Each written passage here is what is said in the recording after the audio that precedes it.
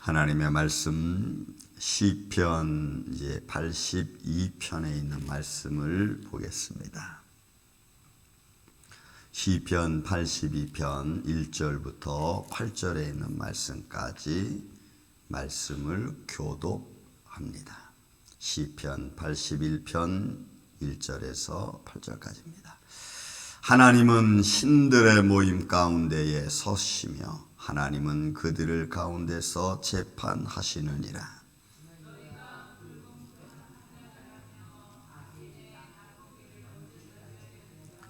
가난한 자와 고아를 위하여 판단하며 곤란한 자와 빈궁한 자에게 공의를 베풀지어다.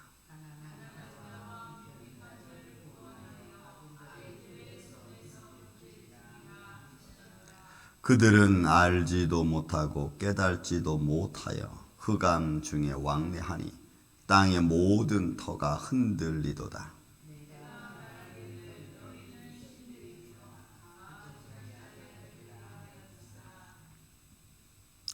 그러나 너희는 사람처럼 죽으며 고관에 하나같이 넘어지리로다.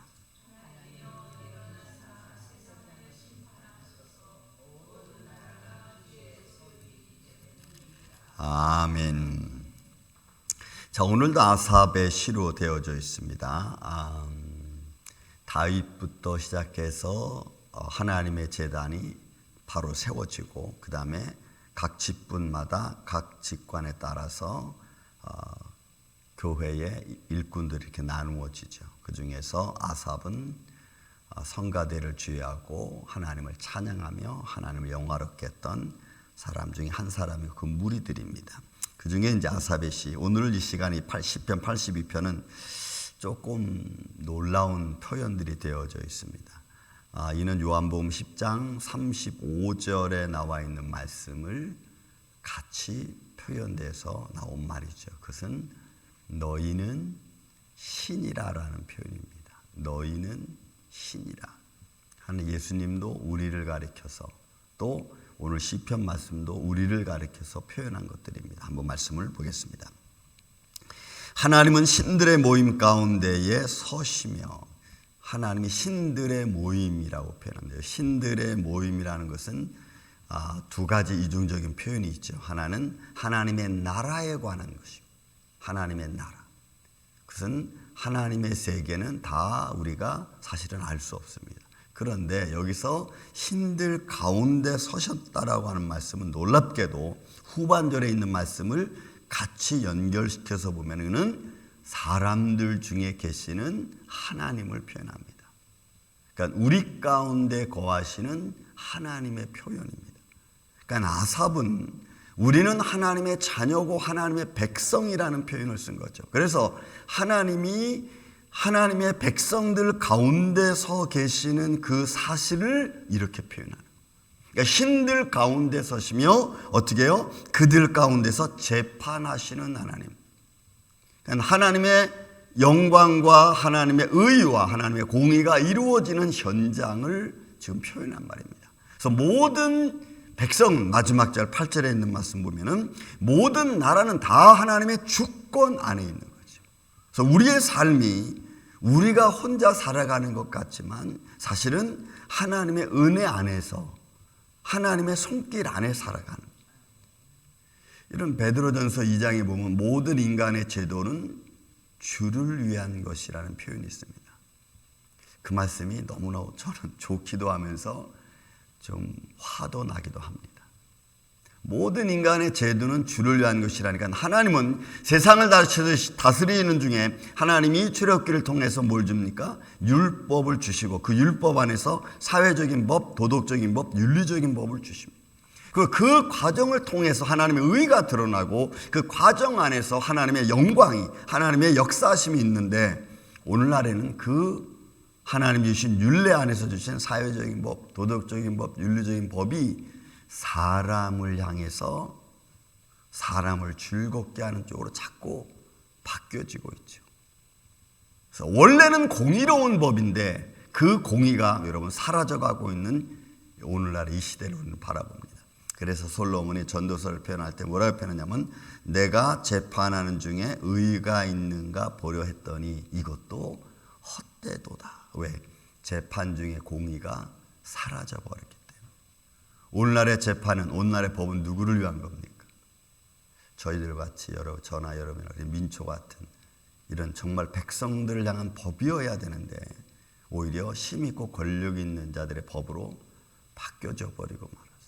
그래서 힘없고 또 권력이 없는 저와 여러분 같은 사람들은 세상의 작은 법 하나에도 우리는 힘을 쓸 방법이 없습니다.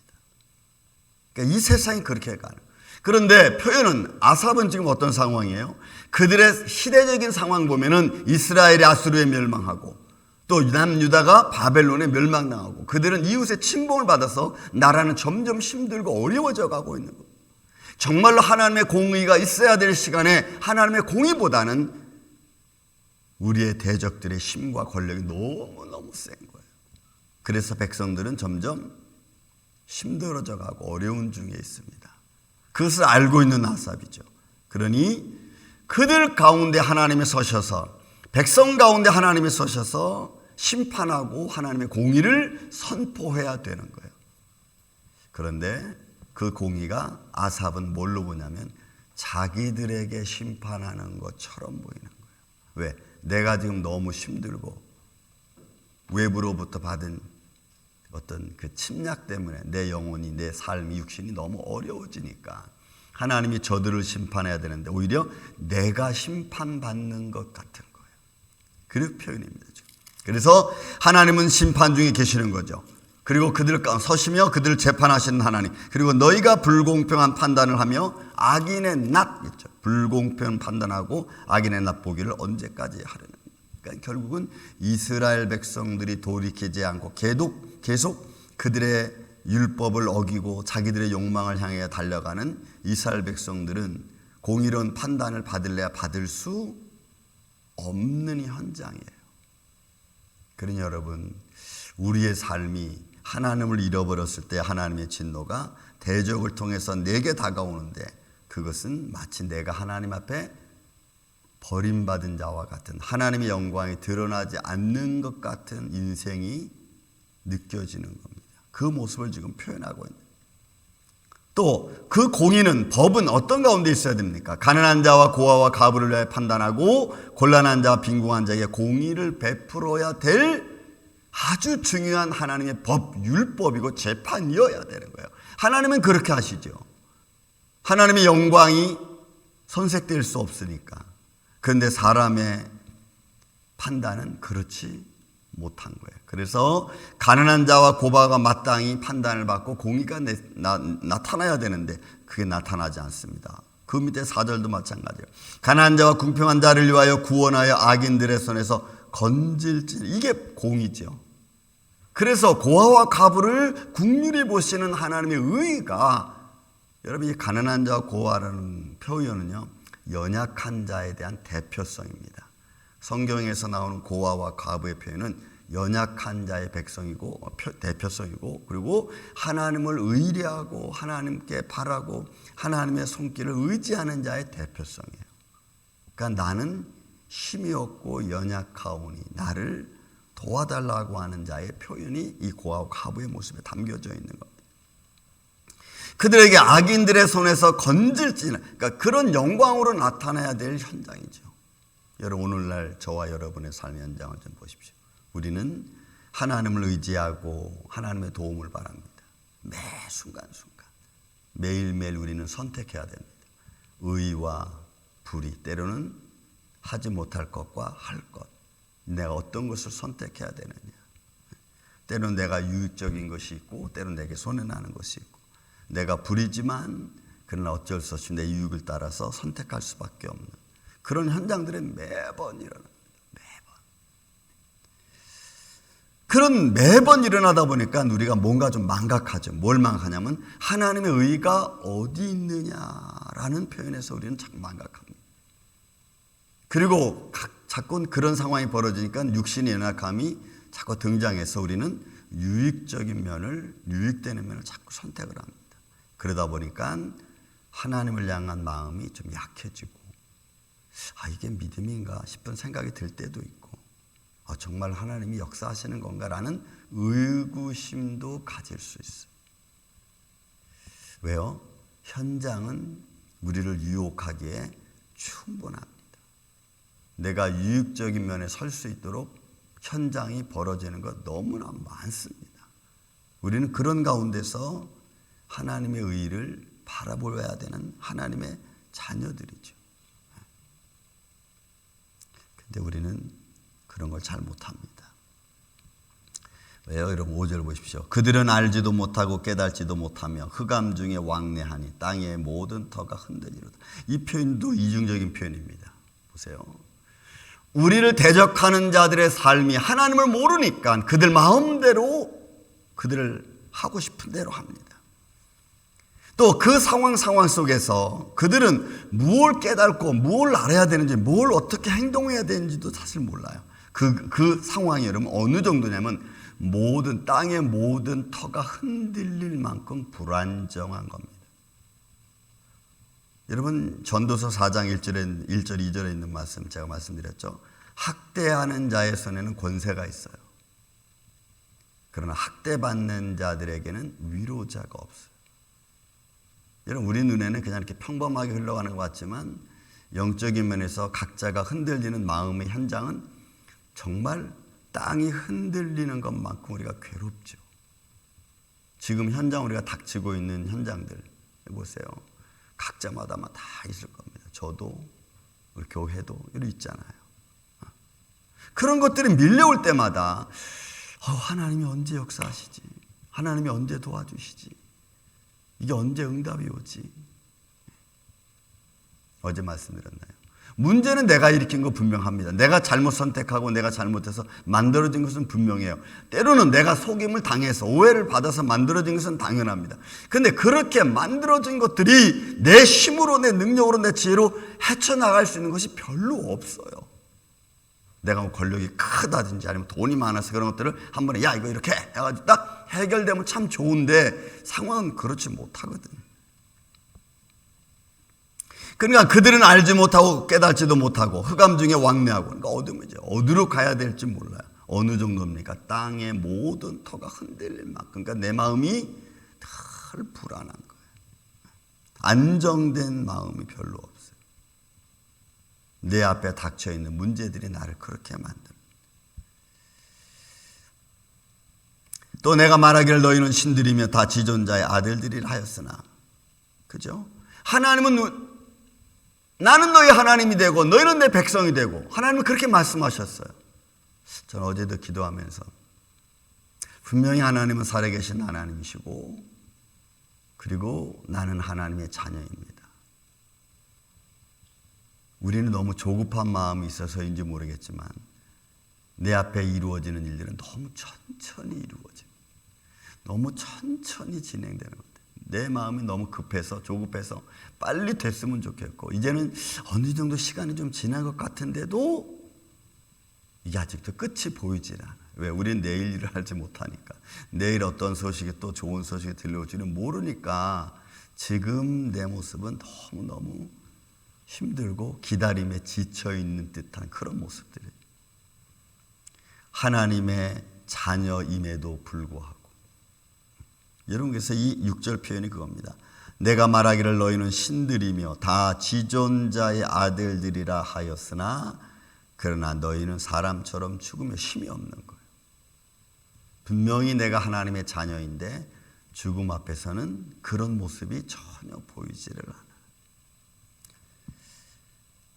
만왕의 왕 되신 구세주이신 살아계신 부활하신 주 예수 그리스도의 영광이 우리 안에 있는데도 우리는 살아가면서 그 영광이 우리 안에 있다는 사실을 잘 느끼지 못하죠. 이사야 60편 1절에 있는 말씀처럼 일어나 빛을 발하라 여호와의 영광이 내 위에 임하였다라고 하는 이 표현들은 너무너무 아름답죠. 야, 여호와의 영광이 내 위에 임해 있구나. 내가 일어나서 빛을 발할 때가 됐구나. 이런 표현들 마음을 내가 가지고 있지만 현장은 그렇지 못한 거예요. 사람처럼 죽으며 힘이 없는. 우리는 이런 하나님의 자녀와 믿음을 갖고 있다는 것과 내 삶의 현장과의 갈등 속에서 늘 살아갑니다. 그런데 변하지 않는 사실은 그런 갈등 속에 내가 있지만 살아계신 하나님은 분명히 계시다는 사실이죠. 이 갈등은 아마도 죄가 우리한테 주는 본성의 갈등이겠죠. 저는 이런 우리의 삶의 갈등 속에서 우리가 힘이 없어 무너지는 게 아니고 지쳐서 쓰러지는 게 아니고 끝까지, 여러분 끝까지 우리가 믿음을 갖고 십자가를 바라보고 그리고 우리의 지존자 되시는 주님의 손길 안에 거하는 그런 믿음의 삶이 저와 여러분 안에 있기를 저는 예수님의 이름으로 축원을 드립니다. 이 아삽이 지금 그런 삶이에요. 이 아삽이 지금 이 시는 자기들의 현장이기도 하면서 오늘날 이 시대를 살아가고 있는 아픔을 갖고 있는 모든 사람의 아마 표현일 겁니다. 하나님의 자녀들이지만 사람처럼 죽어야 되는 이런 아주 참 힘이 없이 보이는 이런 현장 속에서 오늘 저와 여러분이 믿음을 갖고 살아가는 그 안에서 이런 말씀합니다. 보세요. 8절의 말씀이 이제 모든 걸 포함하고 있어요. 하나님이여 일어나서 세상을 심판하소서. 그렇죠. 세상을 심판하고 모든 불의를 물리칠 수 있는 분은 거기에 정확하게 하나님 외에는 없어요. 세상의 모든 것에 대하여 하나님 영광이 드러낼 그 상황은 하나님만이 하실 수 있는 거예요. 우리는 그 영광을 의지하는 자가 마지막 받아야 될 하나님의 은혜 가운데 있겠죠. 내가 그래도 끝까지 잘 버텼구나. 내가 끝까지 잘 하나님의 영광을 의지하고 있었구나. 이거는 물론 마지막 때 나타나는 현장 중에 하나예요. 끝까지 견디는 자가 받는 은혜 중에 은혜겠죠. 왜요? 모든 나라가 주의 소유이기 때문이에요. 하나님의 나라, 우리의 삶도. 그런데 우리는 그 소유가 하나님 거 분명한데 그게 하나님 거라고 잘 믿어지지 않는 겁니다. 내 삶이 분명히 하나님이 주관하고 계시는데 내 삶을 하나님이 주관하고 계시다는 사실을 잘 믿어지지 않는 거예요. 다시 또 표현합니다. 오늘도 하나님은 내가 알지 못하는 곳에서 나를 향하여 수많은 기적과 표적을 이루시는 분이신데, 분명히 이루시는 분이신데 그 표적과 기적이 내 눈에 잘 보이지 않는 거예요. 어찌 보면 여러분들이 걸어가는 중에도 하나님은 역사하고 계시는 줄로 믿습니다. 여러분이 여러분 손 목사님 돌아가신 지가 한 주밖에 안 됐어요. 계단에 넘어지셔서 여러분 돌아가셨습니다. 그러니 그 발걸음을 인도하시는 이도 하나님이시죠. 왜? 하나님이 그를 부르는 데 있어서 이 방법으로 하나님은 부르신 거예요. 하나님은 우리를 어떤 방법으로 부르실지 몰라요. 하나님이 부르시는 수만 수천 가지 방법 중에 그것도 하나겠죠. 그런데 우리는 그 사실을 잘 인정하지 못해요. 왜 하나님이 이렇게라고 말하는 거죠? 왜 이런 방법으로? 우리는 이해하지 못하니까. 그러니까 오늘도 우리는 내가 알지 못하는 곳에서 나를 향하여 수많은 기적과 표적을 이루시는 하나님의 손길이 우리와 함께 계신 줄로 믿습니다. 왜? 모든 나라가 주의 소유이기 때문에 그래요. 하나님의 공의가 마땅히 있어야 될 곳에 없습니다.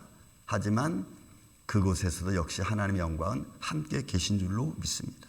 오늘도 그 주님의 손길 안에서 저와 여러분이 담대하게 좀 능력 있게 살아가는, 잘 분별해서 하나님의 영광을 드러낼 줄 아는 오늘 이 복된 한 날 되시기를 예수님의 이름으로 축원을 드립니다. 사랑과 은혜가 많으신 아버지 하나님, 오늘도 우리는 어떤 일들을 만날런지 알 수 없습니다. 내가 계획하고 준비한 것들이 이루어질지, 아니면 그것이 연기가 될지, 아니면 내가 생각지 못한 곳에서 주의 뜻이 이루어질지, 주님, 이런 삶의 과정 속에서 오늘도 우리 안에 하나님의 영광만 나타날 수 있도록 주님 도와주시고, 내가 무엇을 하고 하지 말아야 될 건가를 잘 분별해 갈 수 있는 주의 종들이 되게 하여 주옵소서. 오늘도 주님 안에 있는 복된 하루가 되길 원합니다. 어둠에서 이렇게 틈타지 아니하도록 전후좌우 사방 천군 천사를 통하여 주님 우리를 도와주셔서 하나님의 은혜가 오늘도 우리 안에 풍성한 복된 한 날 되게 하여 주옵소서. 예수님의 이름으로 기도하옵나이다. 아멘.